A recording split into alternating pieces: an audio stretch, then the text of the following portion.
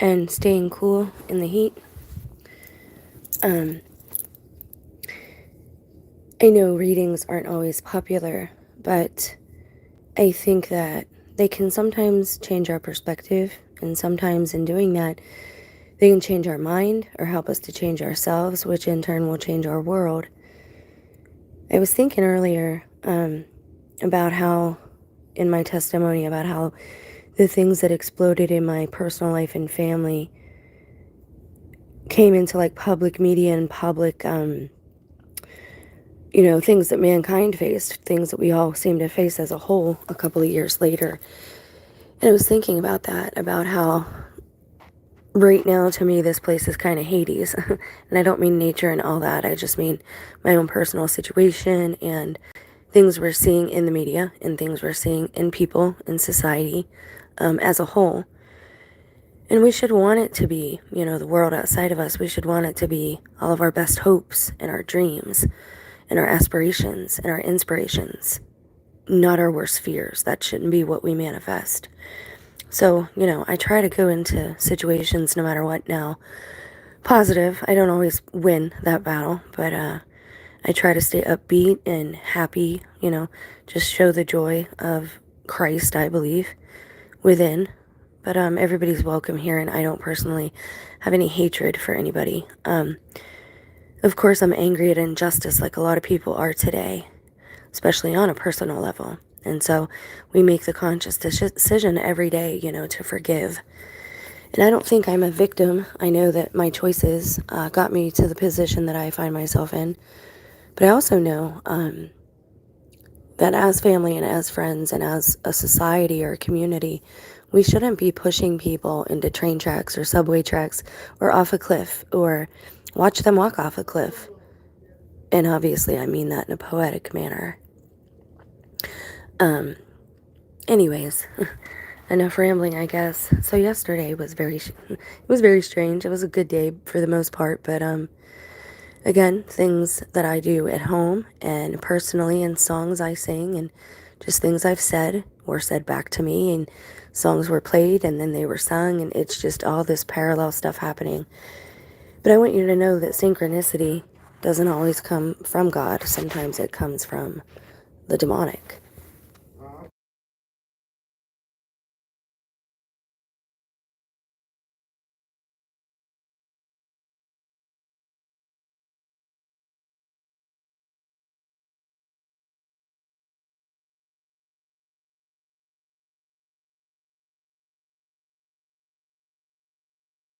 Sorry about that. So, I don't think of myself as a victim, but I also don't think that injustice should just go unmet, that it should go unchallenged. I think we need to be firm and resolute in truth, no matter who we are or what we've done in our past or the mistakes we've made. Our mistakes may help to create who we become, but they don't define our entire walk. And that's important to understand. And also, with the seeming fall in everybody's intellect, my own included, over the past several years, I think it's good to read together or to be read too, especially things that maybe we wouldn't be exposed to all the time. Different ways of speaking, different civilizations, different perspectives. And, to be autodidactic and teach ourselves, educate ourselves.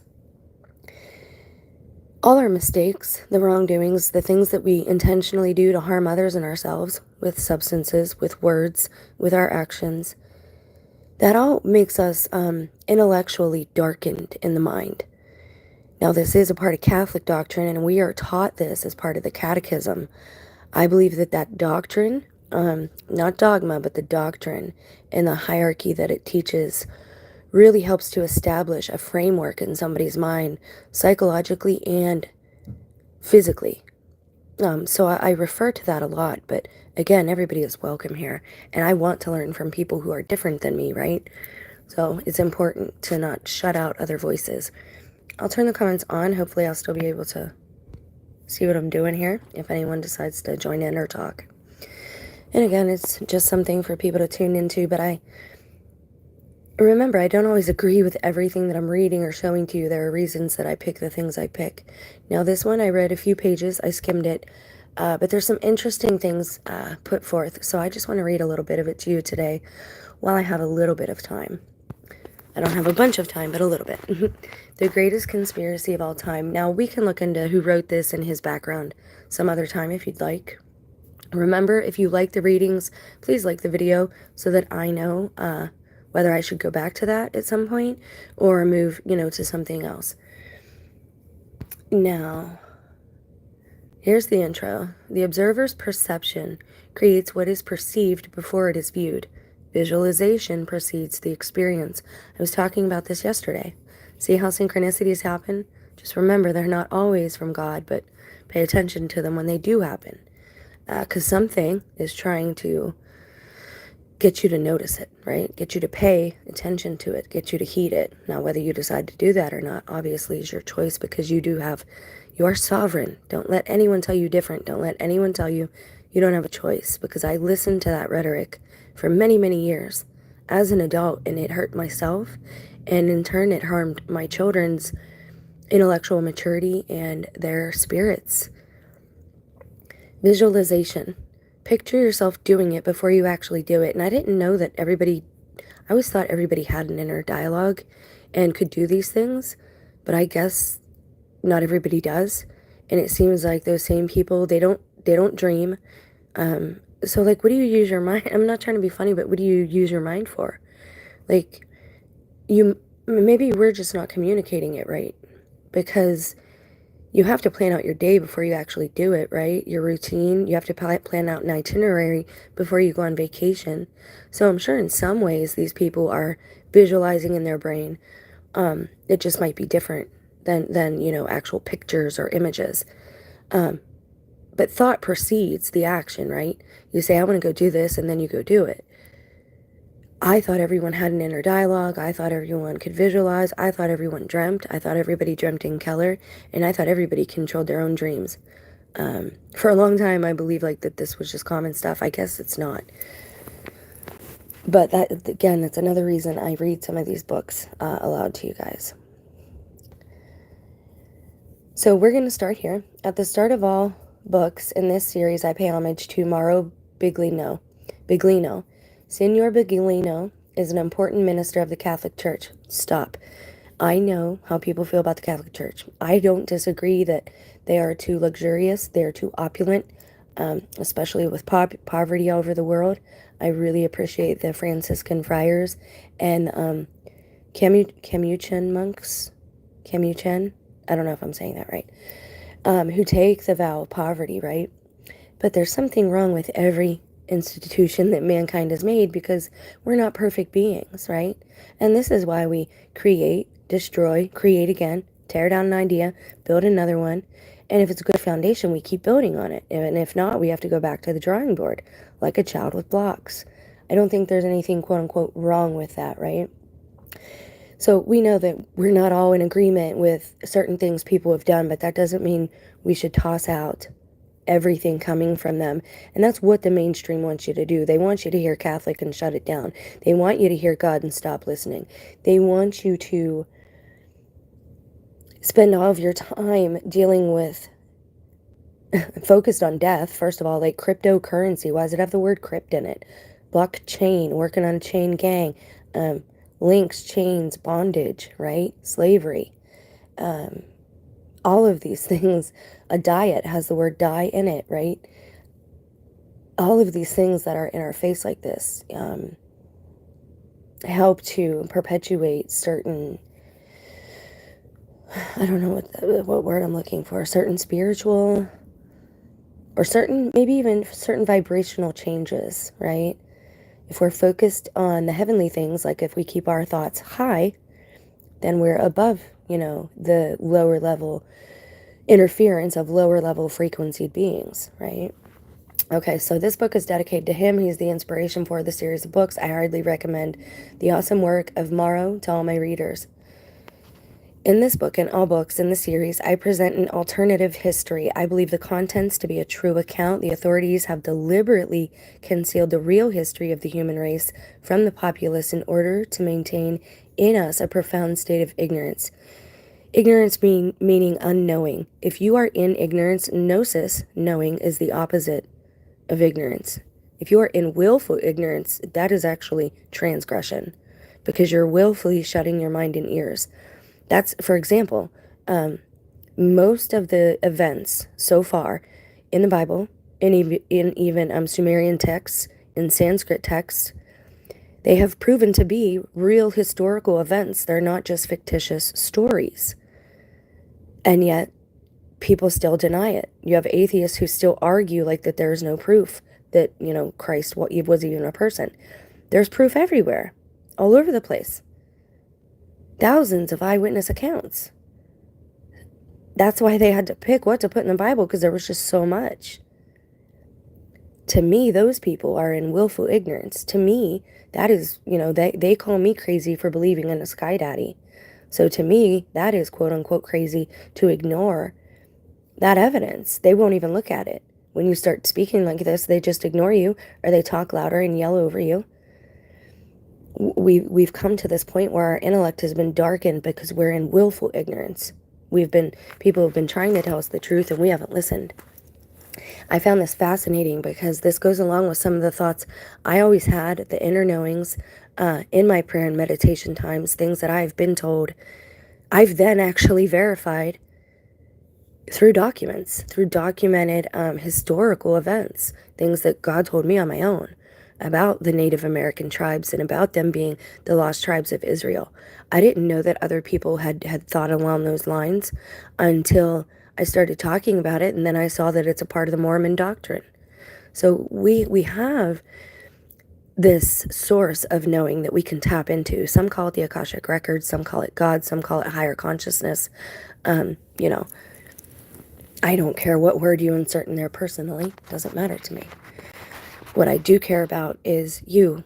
And I know people don't believe that. And I know most people, again, I don't know why there comes so much hatred at some of us, but I'm starting to see now, I talk about how I don't drive personally. I don't hate anybody else for doing it, but personally, I can't be double-minded like that. I can't say that we should be careful with our natural resources and replenish the earth and migrate and what's the word I'm looking for? And farm different areas and let the land heal, for the 7 years that's how you're supposed to do it. For saying I don't like oil, for saying it is the black goo, for saying, it's the blood of the earth. I don't fit in with my own. I'm a little too fringe and maybe heretical for quote unquote churchy Catholics, I think. But then for like New Agers, I'm too Christian. And then for the Protestant Christians and the Christians, I'm too into the earth. They think I'm an idolater of some kind. And I'm not into politicians. I don't think there's any savior there. I think the whole system is set up weird. I'm not into owning myself, property. I don't want to own the land. I don't think that's something I want to come into agreement with. I don't think I can own land. I think it belongs to all of us. So because of these things, you can become a spiritual dartboard, right? Let's continue. And again, I'm saying this to let you know that you're not alone out there. Anyone who is going through trials at this time, or has gone through any trials in your life, anyone who's maybe been called a dirty hippie, anyone who's been treated differently because maybe you don't look like other people, or maybe because of your gender. I don't fit in any group either. I've been abused by almost every group that there is. So I know that there's evil in each one. But I also know there's a lot of light within us, and we just have to tap into that. But to do that, we have to diagnose the problem first. And I think that myself and some others who are brave enough to stand firm have already discovered this about who we're told God is in the Old Testament. So let me continue. I have written many books on a host of controversial subjects. Each of my works provides an alternative viewpoint to that which we are taught either in school or in formalized religion.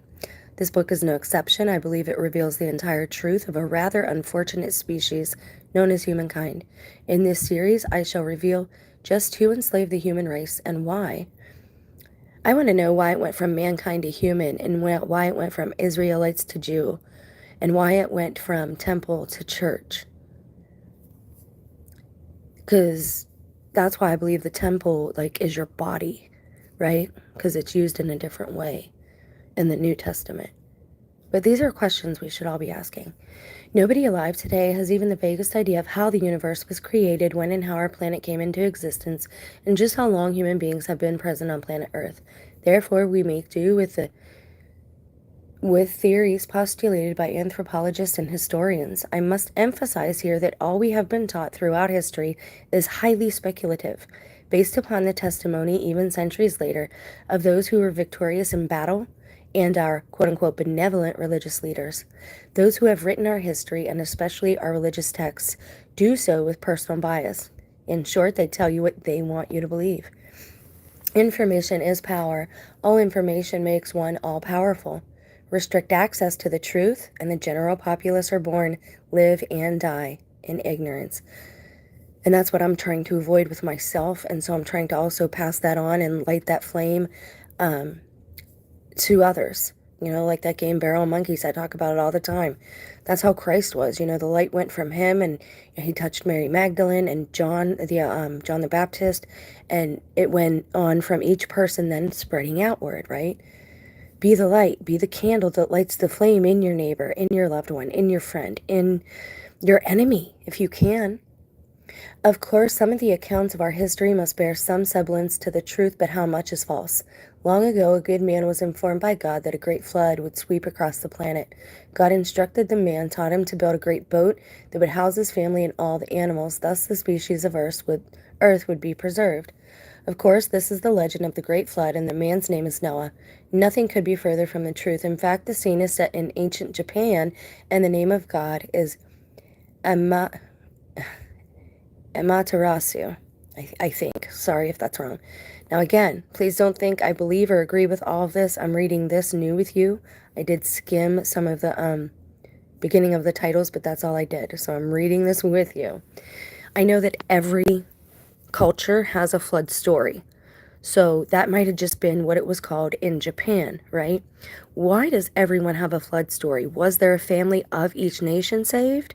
Or was there just one family saved and every culture wrote about it? Because the one family that was saved sprung forth all the nations. All the nations came from Noah and his family. Okay? So think about that too. Again, you have to consider, and you don't want to listen to somebody who is double-minded on a topic, because that means they have a blind spot. For some reason, they are in willful ignorance for over something. So I try to avoid being double-minded and saying one thing 1 minute and contradicting that. I don't succeed. I'm a very flawed human. In the flood myth, it is the storm god Susanoo who creates the earthquakes and tsunami across the globe. Now again, every angel under God's hierarchy, there is a power and a principality. They have an area or a region below them that is their quote-unquote estate that they are responsible for. So, to me, the little g god Susanoo, the name of God is Amaterasu. See, so they're using different gods. I say that they're fallen angels, right? That's but again, every culture will have different names because we speak different languages, right? And a culture is not the same as faith. You can still have your Native American or your Asian or your African American, whatever, Indian culture while being a convert to Catholicism, Christianity, Buddhism, or Muslim. And anyone that tells you you can't, you should be highly suspicious of. You don't have to drop your culture. Now, of course, if a part of your culture is marrying 20 women, that should be something, if you convert, that should be something you let go of. I would say it's never a good thing. You're always going to create jealousy that way, and through that, other bad things will be born, right? Through that rotten seed of jealousy, other things will occur because of that. So polygamy is never a good idea, and whenever I see that, I always know the fallen ones were here. It's like their stamp or their signature. You will discover that all possess the flood myth. So myth it cannot be, and how could ancient people all over the world maintain a tale of a great flood that occurred in 10,600 BC. It was a virgin birth. 3 wise men followed a star to the place where he was born. They brought gifts of gold, frankincense, and myrrh. He was known as the Son of God, had 12 followers, and after suffering a terrible death, was resurrected. To whom am I referring? Mithras, Osiris, Krishna, Buddha, Kodam, Horus, Marduk? Odin, too. Odin hung himself on a tree, and he sacrificed himself because there's a belief that if you go through so much pain, I don't know if any of you listening know who D. Snyder is. He did a really wild movie about 15, 20 years ago now regarding this topic about people who are into very extreme self flagellation. I'll use that word because I don't want to get dinged or whatever. Just look it up. They believe that if you go through something so severe like a crucifixion, that it will enlighten you, that you will basically become like a little g God, right? You will be infused automatically with this all-knowing, like all the information that's ever been, like the Akashic records will be open to you. And allegedly, the Norse legend goes that Odin did this for his people and came back with the runes, which in Christianity would be called lots. It's another way basically to scry almost. They're just letters, they're lots. When you can't get an answer through prayer or meditation, some people believe that, this will give them a more clear answer because, again, we are humans, we are here in the physical, and we can't always touch base with the spirit like we should. But yes, they believe that severe body, can instigate or, activate this knowledge within a person. Take your pick from the list above. Their stories are identical. They are very close.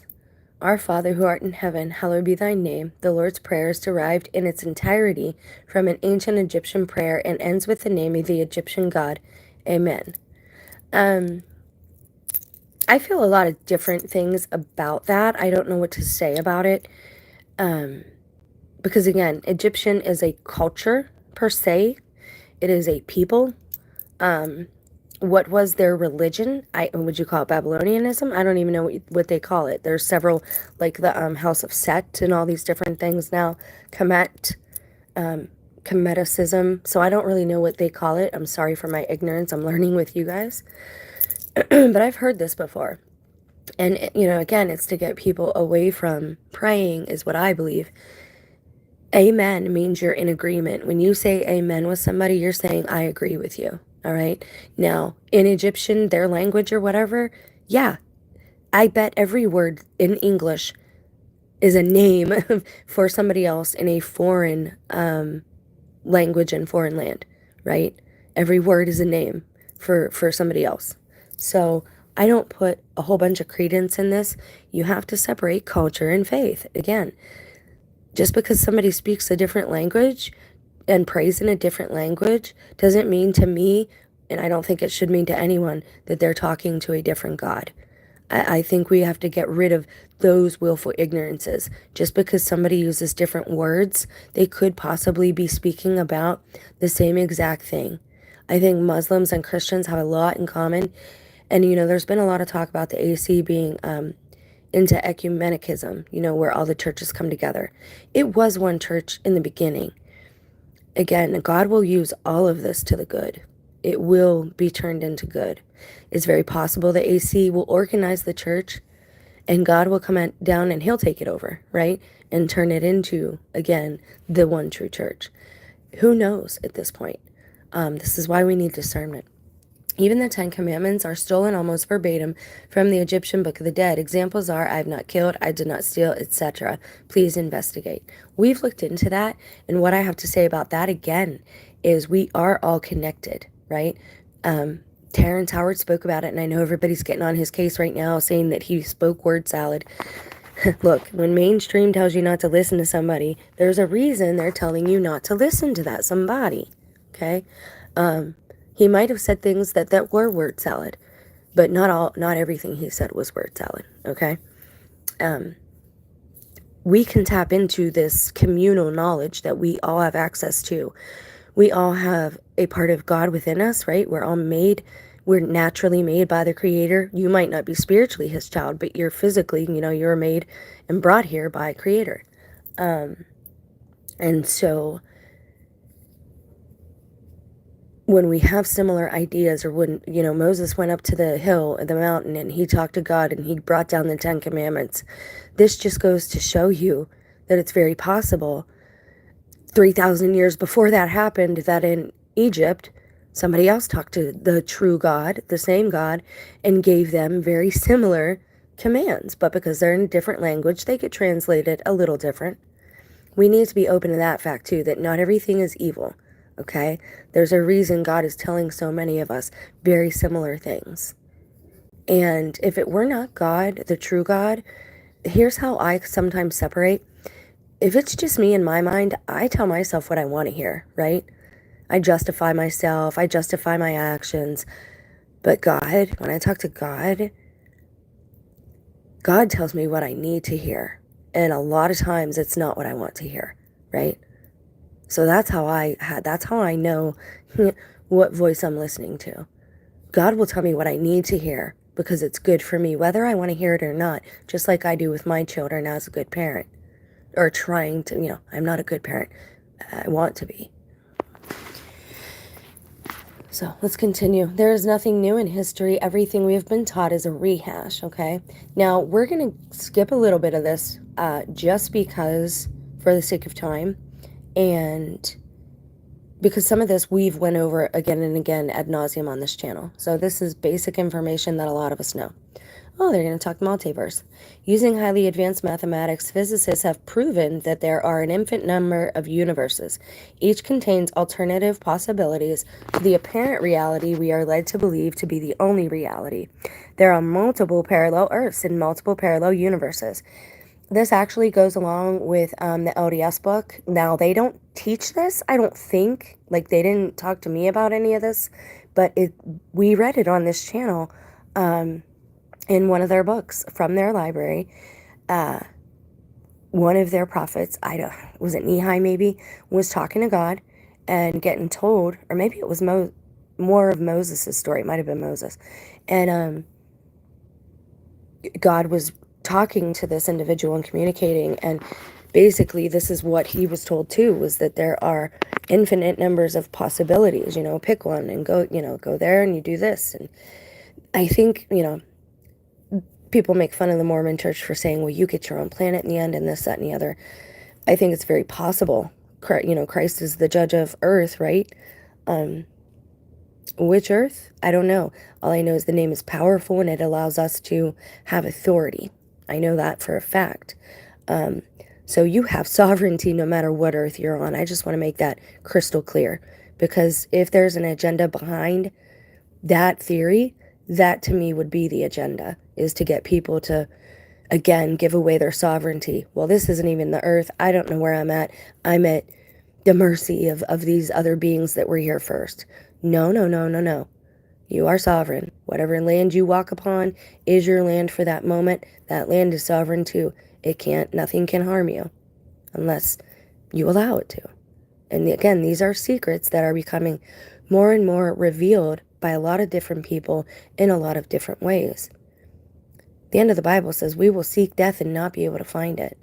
And I don't know if that's, people keep blaming it on mankind and chips, but how do we know that we're not at the point now where God is like, okay, there's been enough death.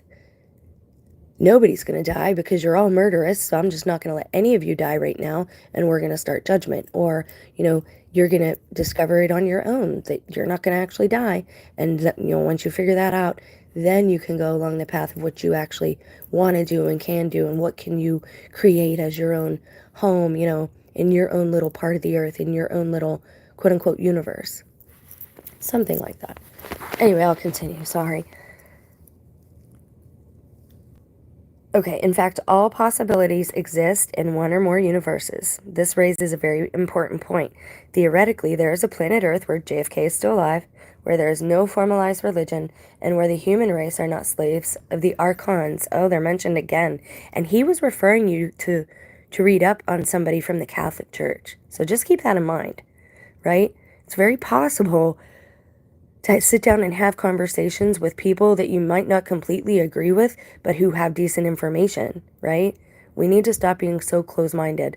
You don't want to be an open door, but you don't want to be closed off either. Simultaneously reading Alice in Wonderland, taking LSD and expanding the consciousness seems the only means by which we mere mortals will be able to comprehend the latest scientific discoveries regarding reality. I'm not going to completely disagree with that. Anyone that wants to talk about DMT, I'm open to it.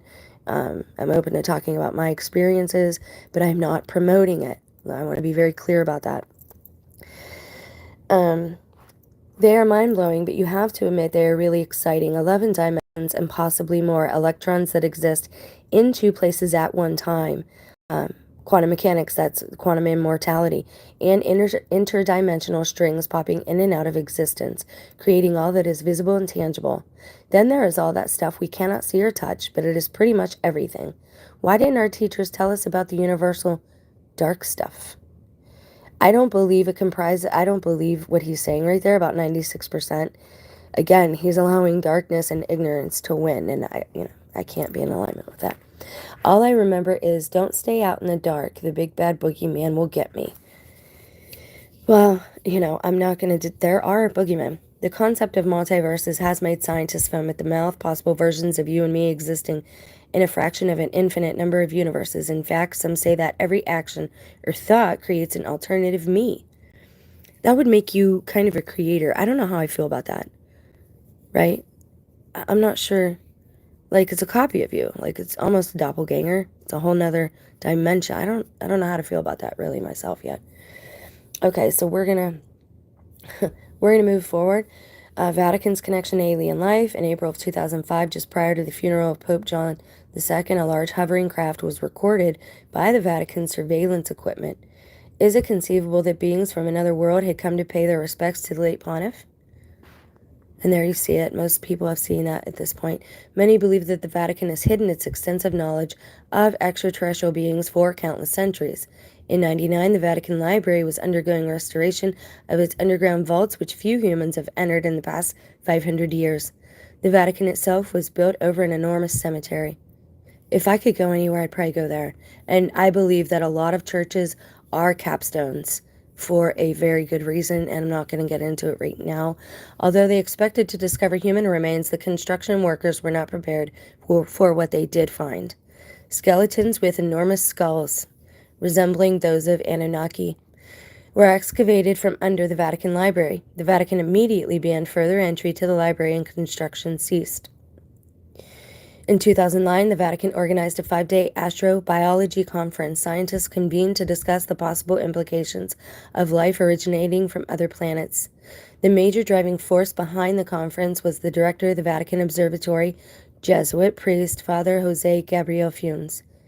In May 2008, Funes provided an interview for the Vatican's L'Osservatore Romano newspaper, stating that the existence of intelligent extraterrestrials posed no problems to Catholic theology. The conference itself was officially convened by the Vatican's Pontifical Academy of Sciences, chaired by its religious leader Bishop Marcello Sanchez Sorondo, and was held on private Vatican grounds from November 6th to the 10th. Together with Funes' 2008 interview and subsequent public comments by him, the conference demonstrates a welcome openness by the Vatican on the possibility and implications of extraterrestrial life. The Vatican's openness to discussion of extraterrestrial life is no accident. It is part of a policy secretly adopted by the United Nations in February 2008. Wow. In fact, the Vatican is playing a leading role in preparing the world for extraterrestrial disclosure. This is the same faith that burned Bruno at the stake in 1600 for suggesting that life exists elsewhere in the universe. See how things come back around, and see how people are made to face that wall again, or that obstacle again. Maybe they did it wrong the first time, to admit when they have been wrong or in error. Perhaps we may never learn the truth. It may be that our fathers wish to protect us from panic that may ensue if we were to be informed that aliens are visiting the earth. However, I suggest to you that aliens have visited the earth and remained for a staggering 450,000 years. Now, this is the Renaissance talk about all the UFOs in the old pictures. More than 50 important scriptures are either missing or in the hands of private collectors, and some are in the possession of members of the evil elite, including the Vatican. They include early writings of the disciples of Jesus, Isa, including his spouse Miriam. The Apocalypse of Adam, the revelation which Adam taught his son Seth in the 700th year, saying... Wait, what is this? Below is professed to be the words of the first man to his second-born son, Seth, or Sit. Paragraphs encased in square brackets are my statements regarding the highlighted words. Okay, so it's his commentary that we see in the brackets. The Apocalypse of Adam, the revelation which Adam taught his son Seth in the 700th year, saying, Listen to my words, my son Seth. When God had created me out of the earth along with Eve, your mother, I went about with her in a glory which she had seen in the eon from which we had come forth. Now that's eon, that's a Gnostic phrase too. She taught me a word of knowledge of the eternal God. There again we see the female, the feminine, leading the male as in the spirit, in the ways of the spirit, how to touch base with spirit, right? And we resembled the great eternal angels, resembled, but not were, for we were higher than the God who had created us, and the powers with him whom we did not know. Now, how could you be higher than a God that created you? Is that error? Is he speaking in error there? Because usually anything that's created is a copy of an original. So just by that definition, it's less than, right? You see what I'm saying? And I don't mean that we're not all equal as humans and as souls. That's not what I'm talking about. I'm talking about the one who made us, the maker, the one who created the first human being, right? How can we excel to be greater than the one who made us? Wiser than that, have more knowledge than that?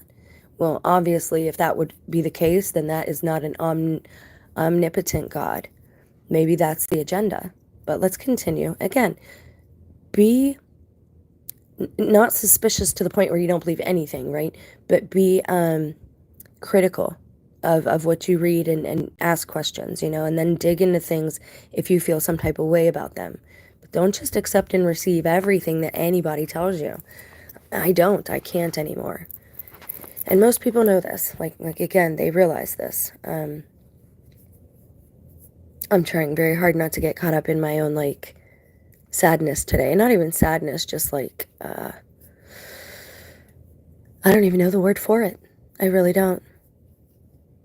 On Golden Girls, they called it magenta. No, Designing Women. It was magenta. When you're feeling everything all at the same time. I guess that's kind of how I'm feeling. I really feel like I'm in the wrong place. I don't know how to explain it. Everybody's so different. I don't understand. And I'm never going, maybe I never will understand what happened exactly. But if that's true, right? If you make a decision, I made a couple of decisions that changed my life back in 2018, changed my life forever. So am I on some alternate timeline? Is this not the way I was supposed to go? And if that's true, then how do I get back on the right path? How do you get back on there? Because I don't think time is linear, so I don't want to talk about going back in time. But how do you go to the you of the past who made that decision, right? I don't know. Okay, she taught me a word of knowledge of the eternal God, and we resembled. So she spoke of the eternal God, not the one who made them, one higher than that one, okay? Where in the book of Genesis do we find words such as those in the paragraph above? If they were indeed spoken by Adam to his second-born son, then this is dynamite. Far from Eve, Heva, being portrayed as the cause of human misery, here she teaches Adam divine knowledge. Furthermore, Adam hints at a time eons before that was both glorious and long-lasting. Far from being ape-like humans created from clay, the first couple were elevated not only to the status of angelic beings, but higher than the little g God who had created them. It is impossible to be in any way better than the creator of all things. Right, I agree. So whom is Adam referring to here when he speaks of the God who had created us? See, I don't want to get... The whole concept of this bothers me, because then, like, you have internal conflict, because this little g God made us, right? And obviously we came out of some imperfect idea. And so if we get back to that computer language of things, are we all files that God will save, or have we been corrupted to the point where we will have to be deleted or erased? And again, I'm just posing questions here, things that are coming to my mind as I'm reading this. Then God, the little g God, the ruler of the aeons and the powers, divided us in wrath. So the little g God got mad and kind of like cleared off the table, just went boom. Then we became 2 eons, and the glory in our hearts left us, me and your mother Eve, along with the first knowledge that breathed within us. So the knowledge that they had left too. That is sad. And glory fled from us. It entered it entered into... When there's that, it means that when the text was found, these words were not able to be figured out, translated, so we have to like kind of guess at those. But you can usually make at least wise observations by the words that are around them. So, and glory fled from us, and it entered into blank, great blank, which had come forth. Not from this eon from which we had come forth, I and Eve your mother. Unfortunately, they were placed into an alternate reality. Yeah, something. And it even says in the book of Adam and Eve, which I've read on the other channel, a lot of it, when they are evicted from Eden, it says that Eve's feet hurt. She's not used to having to tread on ground. And I don't know if by ground it meant like hard and craggy ground, like desert ground, rocks and stones. Or did we kind of hover like angels? Did we float? Like, what were we doing? So again, there's some really strange dynamics to the language and the words being used, and it leads to some fascinating mind or thought experiments and just meditations that you could have, and certain thoughts can really activate in us. That's why the Bible and any ancient text, well, a lot of ancient texts, it really can activate something within your soul. Reading isn't enough, right? You have to have the experience too. But people get on, like, for example, I'll pick on myself. People get on people who are raised Catholic because of the icons and the idolatry and this, that, and the other. Let me just say to you, first of all, if you have pictures of your family, then you're in idolatry too, because it's the same thing. The artwork of, like, the Father and Mary getting crowned in heaven, or of like angels, if you look at a lot of it, and if you know anything about art history, which I do, a lot of things are very symmetrical. You can see shapes in the people and in the actual art itself. You have the Father on the right of Mary. You have Christ on the left, and Mary is in the middle on a cloud, right? And you get this triangle, right? Symbology, right? This pyramid symbology. So again, there's something about certain writings and certain paintings and certain images that activates something inside of you that then allows it to act as kind of a springboard to an upgrade, or to that download of information from the Akashic records or from the flow of the spirit realm, right? It's easily accessible to us. And I do, again, refer to like the Native Americans. If you watch, is it Pocahontas? I don't even know visually what image to give you, but there's like a scene of the spirits and like horses and wolves and eagles and even passed on ancestors of the natives in the sky, like it looks like a jet stream in the ocean, and they're all still alive, but they're lighter and in a different realm almost. That's kind of the there's a river of knowledge around us about mankind and human life, and even water itself holds memory, so we can access all of this. But there is a springboard and a switch we need to activate inside of ourselves. And so this is, again, why I travel from reading to reading to reading to try and inspire and activate and reactivate maybe something inside of anyone who blesses me with their time and is listening or viewing.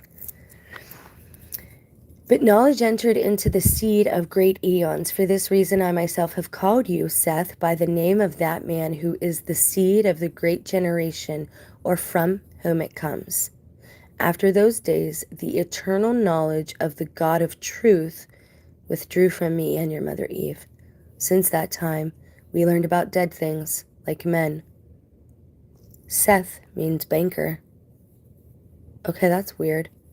That translation, because obviously it was translated, right? So, like, that translation at the end is very abrupt. And, like, where did that come from? And yes, dead things. It's around us in our society. Again, you have even Christians telling you to get on this Bitcoin thing. Again, I ask you, why is it called cryptocurrency? It is the shackles, man. Shackles via shekels. And the monetary system is wicked enough that I just can't go the digital route. It's fake already, right? Like, digitally, it's even more fake. Like, I can't.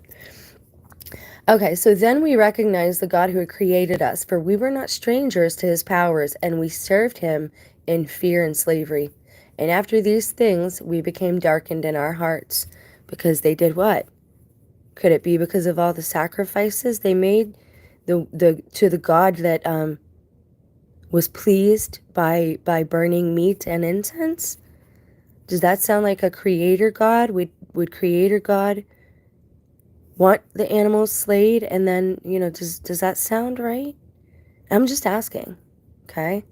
I know especially men get mad at me for talking like this.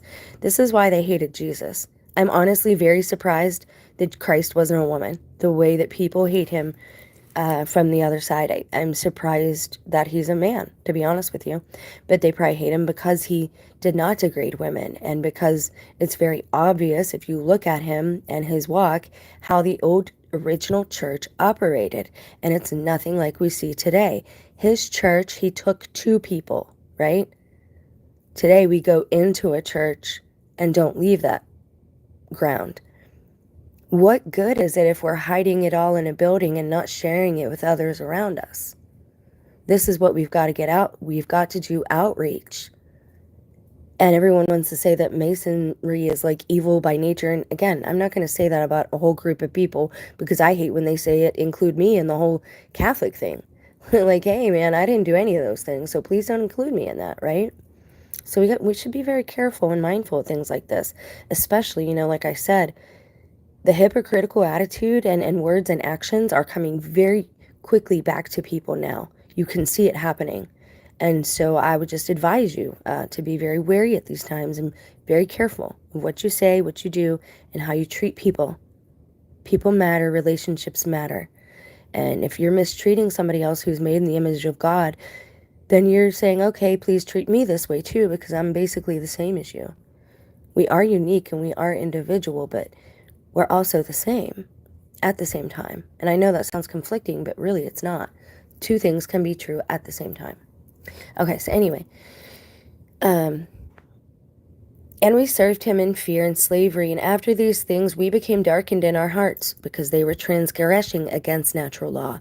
Now I slept in the thought of my heart. What an evil God. And you see the name they're using. I'm not going to say it because, again, me and naming God, like, I'm not big on that. I don't want to name God. I feel like the second you do that, you put him in like some type of spiritual binding, or you're trying to. And I don't think that's good. I do believe God has many names. And, there's the 72 angels and the 72 demonic names. And there is a synthesis to every, thing and being. And so, again, just all these things need considered when we're looking at this. So I personally am not going to say that Yahweh is the wicked one, because I don't know that, right?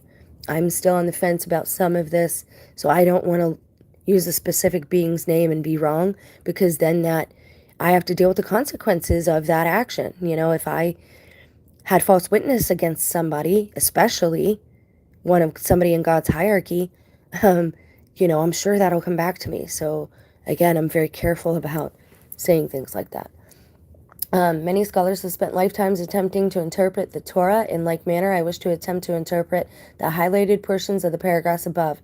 I possess knowledge that shall be revealed to you later, so my interpretation is based in part on fact. A wrathful God is mentioned many times in the Old Testament. Surprisingly, he is portrayed as a loving God in the New Testament. This plain contradiction has puzzled many people throughout the ages. It's why a lot of people leave the church, to be honest. Like, this is it right here. They want to say it's all these different things, but it's because you're creating more conflict inside of a person's being.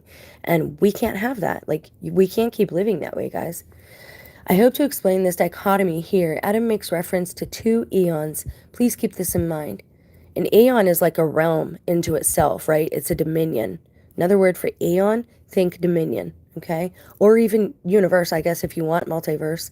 An eon is a universe in the multiverse. So there you go. I've said that in a couple different ways, so no matter what personal paradigm you have, I hope you understood. I hope to explain this dichotomy, la la la. Oh, he then proceeds to say that divine knowledge is lost to Eve and himself.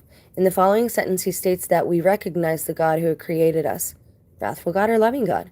For what reason did God become wrathful? I put it to you that on recognizing the God who had created him, Adam faithfully realized that he and his spouse had been duped. There's a movie called Prometheus that describes the genetic engineering of the human race. In fact, the Sumerians went to great length to detail this process that occurred some 260,000 years ago. Some of us were genetically altered by our gods. Some of us. Let me stop right there and be very clear. I believe anybody, no matter how you were made, can be given a soul from God, okay? Even if you were cloned or whatever your situation is, if you are mankind and you have organic tissue, I believe that God can give anyone a soul.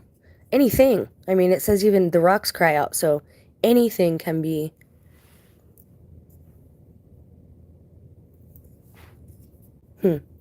I had a personal enlightened moment there, and I lost what I was saying. I'm sorry. No matter who created us, all we have to do is cry out to the main creator, to the prime creator, to the maker of all, of us all, to the grand architect of everything, all things, all beings, the one at the tippy top. Anybody can call out and be saved, helped out of their situation, delivered, whatever you want to say. But you have to ask for the help, and because that is you giving consent. Consent is huge in this place, and this is why they're always trying to manipulate it from you. You have power, and they want to disarm you of your power, right? They want to take your spiritual weapons away. Okay. In fact, the Sumerians went to great length to detail this process that occurred some 260,000 years ago. Some of us were genetically altered by our little g gods. That's why I believe the CV testing started. They wanted to know, I think they were actually DNA tests, because they looked the same when they showed them to you on the news, people swabbing their cheeks, right? And I think they're looking for a very specific people. There's a reason I never took a DNA test or a CV test, and it's because I believe God led me to do that. I really want to take a DNA test, but even if DNA doesn't lie, men do. Men can. So the result might not be true. We became 2 eons is an extremely important reference and forms the basis for all our problems and all that troubles us today. David Icke calls this the schism. Far from being primitive savages, members of the human race were highly advanced spiritual beings for millions of years. I shall elaborate later. We live then in the first aeon. The god Adam references is Yahweh, Marduk, member of a giant alien species. Member of a giant alien species that originates from Nibiru, from the Nibiru system. Both Adam and Eve were duped into believing members of this species are our gods. Note, Genesis refers to little g gods in the plural. This species, the Sumerians called the Anunnaki. The serpent referenced in Genesis as an Elohim, Adam discovers, is not the one true creator. Throughout history, the Anunnaki have been referred to as reptiles, dragons, or serpent beings. Serpent worship is the oldest form of worship on every continent. That is true to an extent, but what do you do? If you throw out the Old Testament God, right, if you say he's not the real creator, for argument's sake, I'm not saying that's what I'm doing, for argument's sake, let's say we do that. Then what do you do with all the prophets? And then what do you do with all the prophecies about Jesus? And then, just like the New Testament, all these people saying, I'm not a Paulian, I don't follow Paul, right? But at the same time, I don't debase him because he wrote a lot of what is the Bible today. But you have people who want to undermine him to undermine the New Testament. So again, I believe they are historically accurate documents that we find, but how we interpret them. However, let me be very clear about this too. I don't think, again, that that's necessarily true. I'm still figuring some of this out for myself. Because then you get to the part where Moses got the 10 Commandments, and Moses said, look at this snake, it will heal you if you got bit by a snake. That's where the saying, the hair of the dog that bit you, if you have a hangover, the next morning, drink a Bloody Mary. It'll cure your hangover. The hair of the dog that bit you is what cures you. A lot of times that is true. So again, what do we think about this? And I really don't like the way injections are like a bee sting, or they're like a snake bite, right? There's a reason for that. Think about that. Just these little things, right? Think about these things. So I'm not saying that. Oh, and when it says, let us create them, I always considered that to mean God the Father, God the Son, and the Holy Spirit. The divine feminine, God's spirit wife, if you would. I know people are going to disagree with that and say, oh my gosh, that's sacrilege, blasphemy. If we're not further along than name calling, like, we really deserve to be cleared from the game board at this time. Like, if all we can do is call each other names and act like schoolyard bullies and 5-year-old kids, that's what I'm seeing around me in so many people. And it's disappointing, right? It's disappointing. I disappoint myself when I'm lowered to that, when I lower myself to that level, right? So please understand that I'm talking to myself too, not just other people. And I'm not talking to any one person specifically. They're just things that I notice from a variety of people, right, over the last couple of years. Two processes occurred hundreds of thousands of years ago. Anunnaki geneticists tampered with the perfect DNA of spiritually advanced humans, then they cloaked our reality, thus presenting an alternative reality, the second eon, that we still believe we exist in today. Yes, I am stating that all our senses are lying to us, and we live in the Matrix. This bothers me for a variety of reasons, but it bothers me because, again, when certain things hit mainstream, you have to ask what the agenda is and why they're saying or doing this, okay? I'm not going to be like the angels. I'm not going to give up my first estate, which, as far as I know, is earth. Because the Bible does say that those created with spirit will go to the heavens, and those who created with the dust of the earth will stay on the earth. So again, I don't think we're all the same. We're not meant to be the same. As far as I know right now, I'm on terra firma. I am sovereign, so every inch that I walk over is my land, right? I have that authority. That's just what I believe is in our inheritance as mankind. So if they want us to believe that this is a matrix, it's because they want us to commit the same sins they made.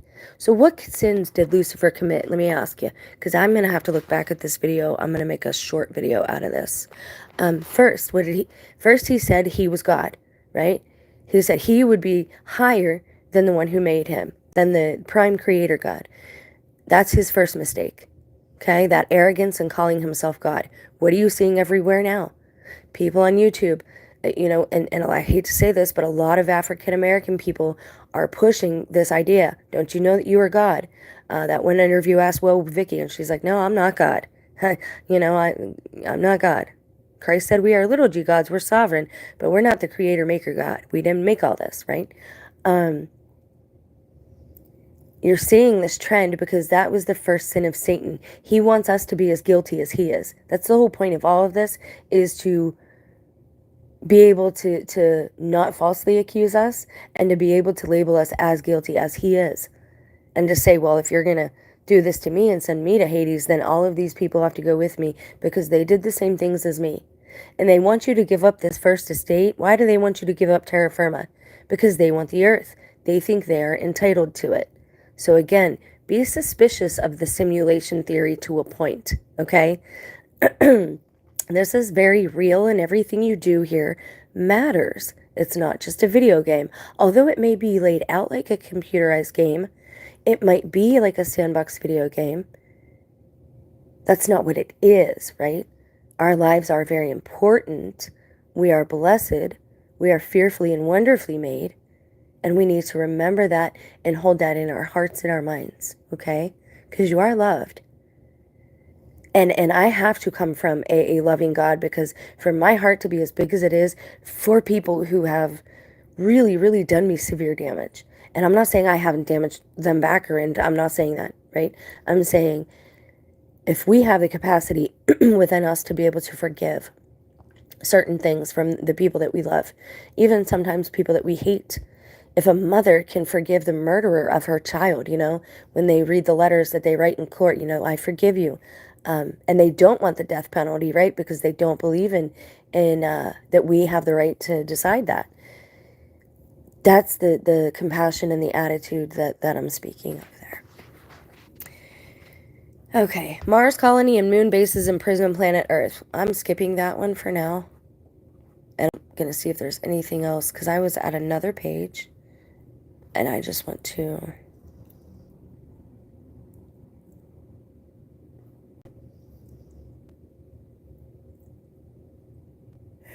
Albert Einstein said, you cannot solve a problem from the same consciousness that created it. You must learn to see the world anew.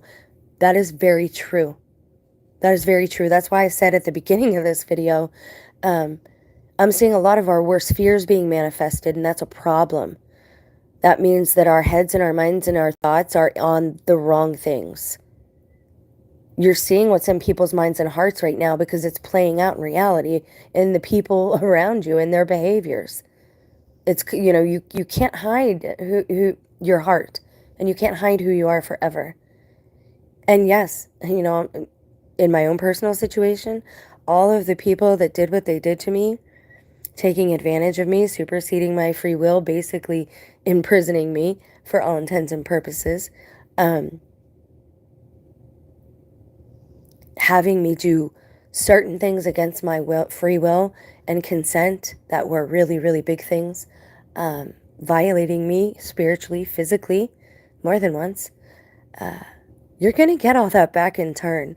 Even the people who stood by and did nothing, you're going to watch your loved ones then, when you are in the fire, stand by and do nothing. Everything that we give out does come back to us.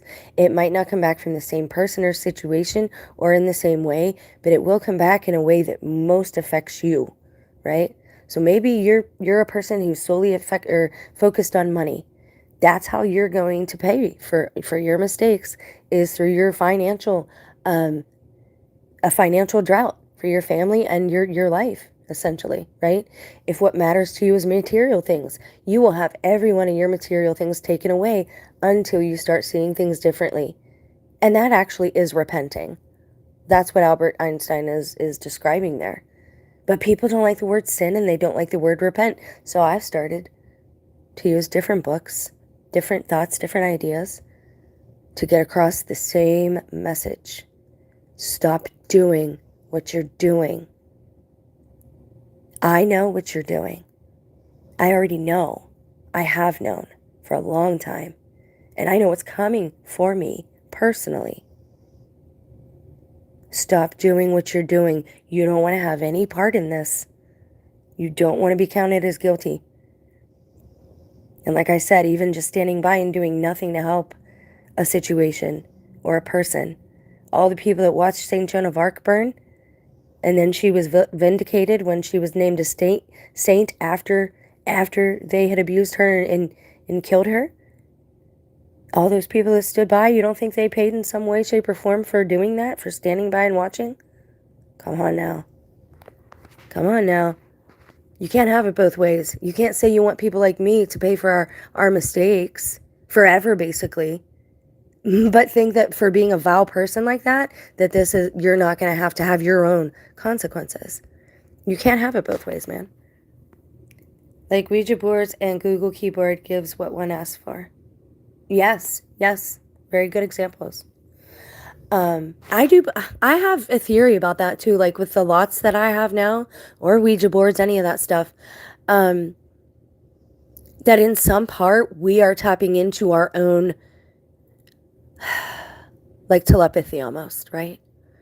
You can say Akashic Records, you can say the collective consciousness, I don't care what you say, but we're tapping into information that we already have. We just have to pull it out of ourselves, right? So not everything is demonic. Not everything is angelic. We have these abilities that they're rusty now. You can't go out and ride a bike if you haven't rode one in 20 years. You're going to be rusty. I can't play the flute after taking, I haven't played since Christmas. Now I'm going to have to, catch back up to where all the progress I had made. It's the same thing, right? Your discernment is not going to operate properly if you're not practicing it and exercising it, right? I certainly do not. So we are barely into the history of humanity, and already your mind is bubbling over with new concepts. Am I right? Like tap water or maple tap. The phone is a tap. That too. Not just the phone, though. I mean, again, you can use something that's not technological, like lots. I certainly do not, or runes, some people call them runes. I certainly do not expect you to simply believe me as you have believed parents, teachers, and authorities all your life. As the article above requests, perhaps take a little time to think rather than knee-jerk reaction of, what a load of hooey. Wow, this person writes like I talk. And I saw 3 men before me whose likeness I was unable to recognize since they were not the powers of the God who had created us. They surpassed blank glory and blank men. Okay, so they surpassed my glory, maybe, our glory, and human men. Blank saying to me, arise, Adam, from the sleep of death, and hear about the eon and the seed of that man to whom life has come, who came from you and from Eve, your wife. When I had heard these words from the great men who were standing before me, then we sighed, I and Eve, in our hearts, and the Lord, the God who had created us, stood before us. He said to us, Adam, why were you both sighing in your hearts? Do you not know that I am the God who created you, and I breathed into you a spirit of life as a living soul? Then darkness came upon our eyes. For a brief period of time, advanced souls managed to break the spell that God had placed on Adam and Eve. They were able to remember that creator source. Sometime later, Adam's creator God arrived and spotted that Eve and Adam had been released from their trance. Instantly, Elohim placed Eve and Adam back in the matrix. The name of the creators, genetic manipulators of the first couple, are Ninma and Enki. Together, they tinkered with human DNA, switching off what geneticists term our junk DNA. On many occasions, mutants and deformed beings were created. Chimera, Titans, and Cyclopes. I would not be surprised if we start seeing those things happening again, because the tinkering continues. That's what you saw publicly, very publicly happening. Again, there's a reason all this is happening. So I wouldn't be surprised if you see certain things activated in yourself, in other people around you, or things shut down in people around you or yourself. The only way around this is to pray and meditate, spend time in nature, ground yourself by walking barefoot in the sand, in the water, in the earth. I know these things sound, oh man, she's just a dirty hippie. These people are so stupid. They know nothing. They don't know anything about technology and how great it's made our life. Man, I went that route. You're talking to somebody who was, climbing the corporate ladder the best I could in healthcare and finance. And it's all no good, man. It's no good. None of it. I saw behind the curtain. I didn't like what I saw. I didn't like who it turned me into. I didn't like who it's turned my family into. I don't like what the world looks like since carrying these cell phones around. And I mean, it is what it is. You don't have to agree with me. But again, this is my effort, trying to wake people up, trying to do penance for the wrongs that I've done. If I've misled people, when I've misled people, I'm sure I have. And I'll be doing a testimonial video about makeup and about another hard topic, Roe versus Wade, from a personal perspective. So please don't start in on me. When somebody can actually come to you from personal experience and they're telling the truth, that's when we should listen. When they put themselves at risk, I have no reason to do this. None. I have every reason to stop doing this. But I keep talking.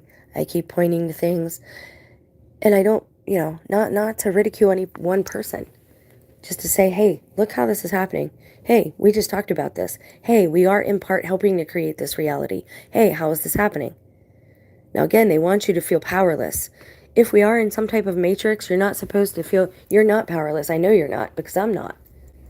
We need to use that to our advantage and stop letting ourselves be controlled and manipulated.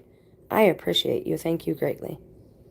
I appreciate you too. I really like your way of using your words. I think it's beautiful, and I appreciate you interacting with me. Time is our most valuable currency thus far, and I appreciate you spending yours with me. Thank you. Where was I? Nowadays, people have been unfortunate enough to capture deformed creatures on their cell phones. Skinwalker, Slender Man, Grotesque. Slender Man, there he is. I can't escape that dude, man. Grotesque creatures. And did you see all the damage control they're doing with all these documentaries now? Because they know somebody's paying attention? And all the people I'm seeing move to Catholicism and the LDS Church, and that's what I've been talking about for the last, 5 or 6 years. It's creepy. It's really creepy. I don't want to be right about a lot of these things. I want to be wrong about the AC and that type of stuff. I want this to be a bountiful season for humanity of coming out of darkness, meaning coming out of ignorance, right? I want us to walk together, united, empowered, even if we're different. That doesn't mean we can't have a common goal. And that common goal should be preservation of ourselves, of our species, of our spirits, of our sovereignty, preservation of our animal friends, and yes, the plane as well. But what do I know? I'm just a hippie, right?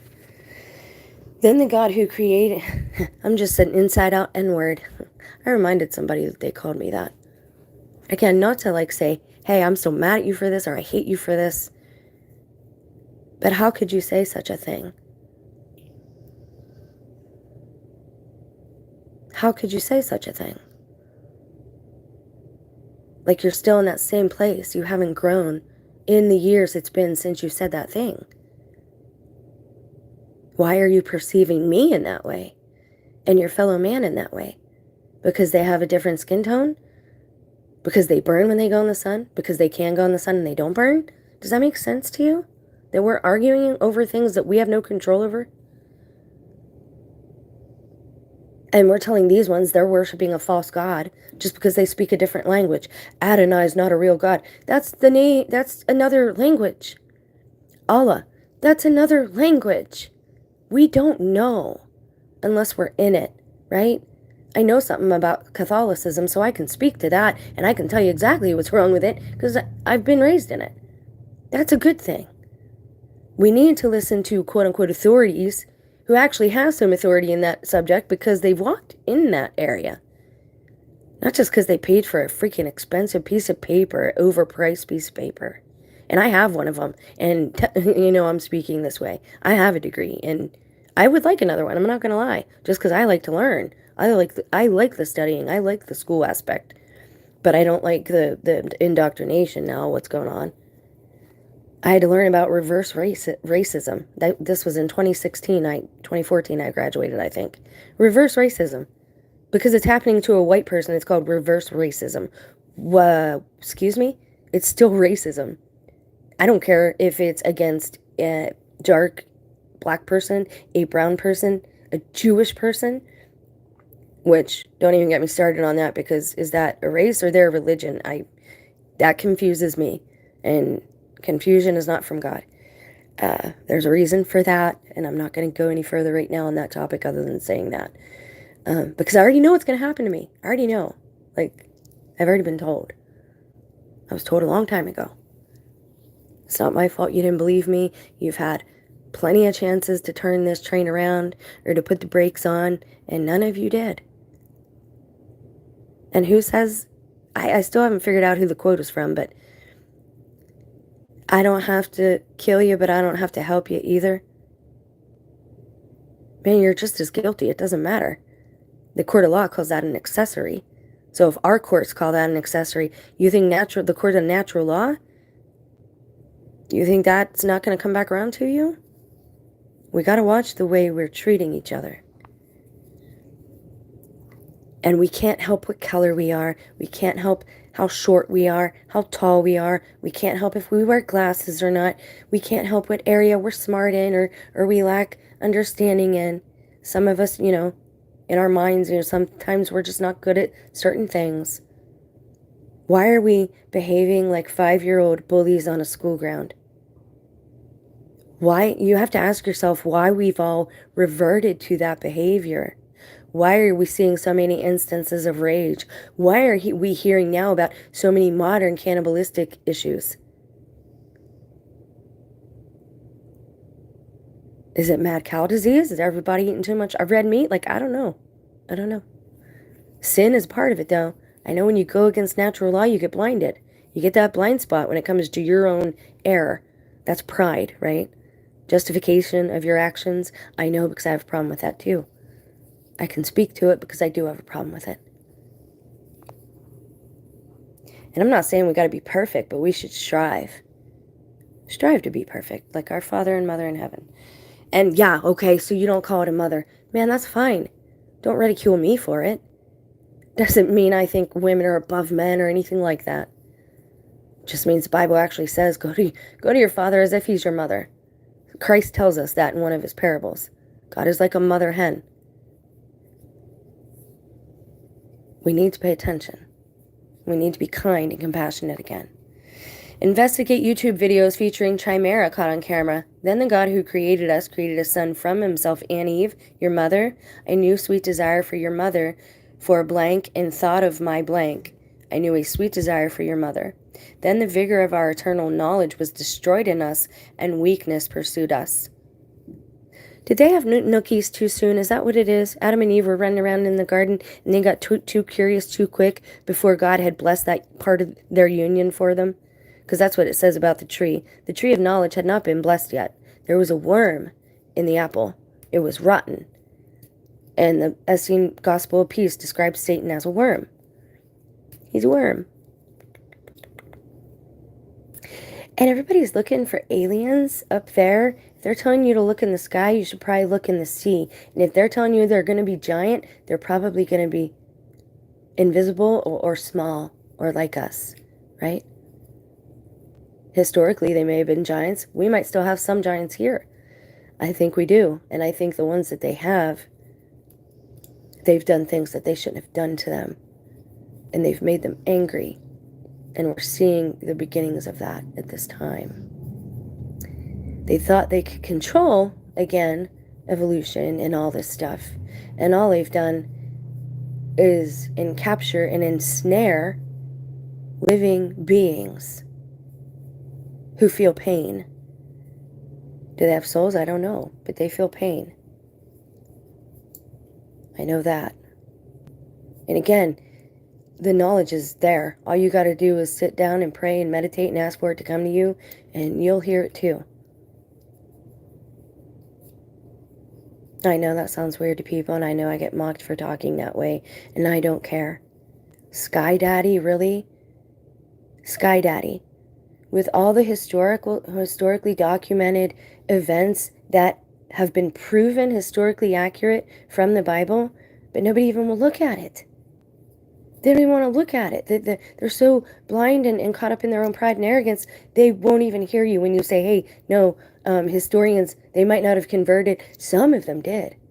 I was just listening to a historian today. I don't know if she was a professor, or I think she might have been a anthropological historian, excuse me. And I was listening to her talk today, and she was saying, I couldn't deny it anymore. I just went at it like I did everything else through historical documents, and it proved to me without a doubt, there's thousands of things saying that Christ's resurrection happened, right?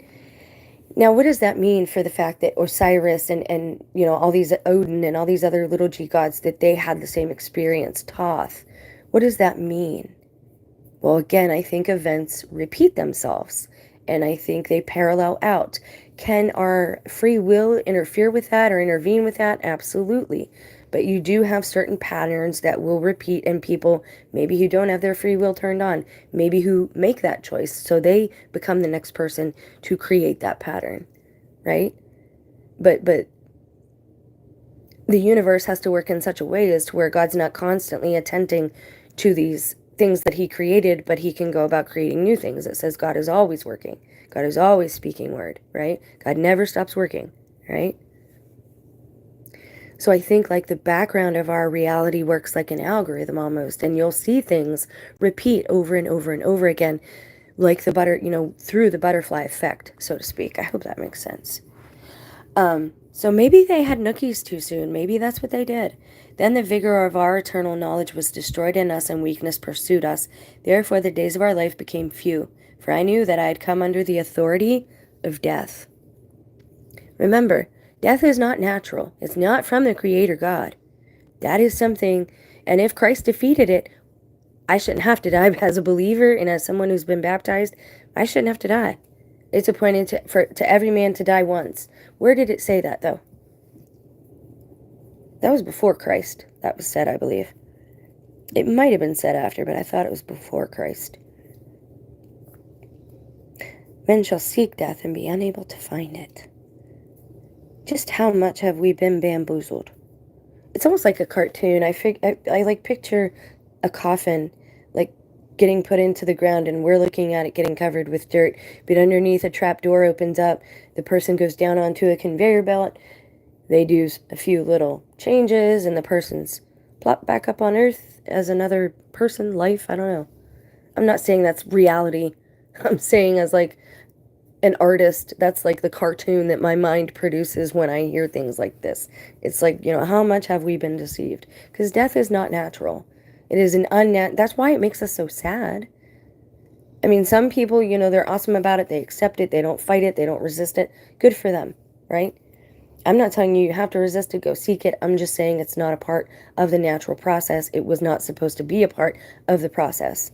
A creator God would not create all these beings then to just watch us devour each other, kill each other, eat each other, and bury each other. Like, that's not the same God. You've got the yin and the yang, right? But how long will there be death? How long will there be death for us? It is appointed for every man to die once. What does that mean for people who've already died and come back? Was that there one time? Again, I believe you have to have faith in Christ too, for this to apply. Let me be very clear about that. And even as a believer, I might still have to endure a death again, like his or close to his, because if he did all that, why am I any different or an exception, right? And maybe somebody now in front of us has to have that process happen again, has to resurrect again for people to believe. And then you have several generations of people believing and knowing, because they were there and their relatives were there. Oh my God, you should have seen when the Son of God was here, and he had the worst imaginable pain and death, but he suffered through it, and he was valiant and brave. And 3 days later, I waited, and we saw him walking the earth again, teaching and proselytizing, right? Maybe it's going to have to happen again. Then the God who created us, authority of death, so you know that. God had nookies with Eve? Of course not. The Creator, who does not ever take physical form, can never be accused of being I put it to you that the God of the Adam, that the God that Adam is speaking of here is a member of an alien species known to the Sumerians as the Anunnaki, referenced in the Gnostic scrolls as the archons, fallen angels, archons. Because they do have dominions, an archon has a rule over certain dominions. His name is Enki, Lord of Earth, originally named EA. EA Sports, EA Earth. You have the R and the TH. That's interesting. Because I did a whole video on Earth and where the word came from and why there was a cross in it and all this stuff. That the T is like a cross. He was notorious for being a nookie maniac. Oh, really? That's interesting to know, considering the people running around now. Reputedly, he had intercourse with his niece Inanna, and what is worse, his own daughter and granddaughter. With Eve, he produced the first demigod. We know this child as Cain. I've spent a great deal of time in the arrival of the Anunnaki and other books detailing these facts. Briefly, Cain murdered Abel because Cain wished to marry his own twin sister, despite being promised Abel's twin sister in marriage. Both Abel and his twin sister, fathered by Adam, were humans. Adam and Eve produced over 19 children. I also put it to you that the God mentioned throughout Genesis and beyond is one or another member of the family of Anu. In fact, the original Genesis does indeed use the term gods when the family of Adam and Eve were educated by a son of Enki known as, Ningizida, the serpent. God Enlil, Enki's younger brother, became wrathful. All this is explained in detail in Arrival of the Anunnaki. And see, so many people, again, they're just copying and pasting other people's information that you have to really trace these things back to the root and look who first found the information, where it came from, and, then you can make a better discernment as to whether or not it's even accurate or true, okay?